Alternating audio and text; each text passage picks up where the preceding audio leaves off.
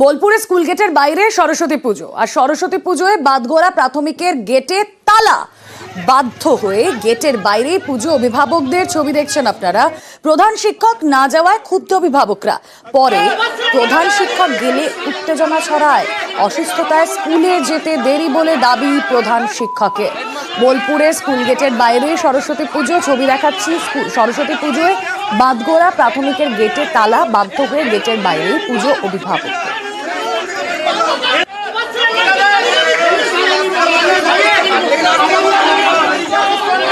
খুবই খারাপ যে স্কুলে পুজো হবে না। তারপর বিভিন্ন রকম ভাবে অনেকজনকে বলা হলো, আমাদের কাউন্সিলরও ছিলেন, তিনিও ব্যবস্থা নিলেন। কারণ আমরা বাধ্য হয়ে পাড়ার উদ্যোগে গেটের বাইরেই পুজো করতে হবে। বিভিন্ন অজুহাত দেখাচ্ছে, অনেকে শুনছি নাকি শরীর খারাপ, আসতে পারবে না, কেউ হয়তো থাকছে না, এরকম বিভিন্ন অজুহাত। আমি জোরহাত করছি, আপনারা আমার কথা শুনুন। আমার না, আমি পুজো বিরোধী নই, পুজো বন্ধ করতে চাইনি। আমি বলছি একটু শুনুন। পুজোটা আমাদের টিচার যা ছিল ছুটিতে আছেন, আমাদের একজন দিদিমণি 15 দিন ছুটিতে আছেন।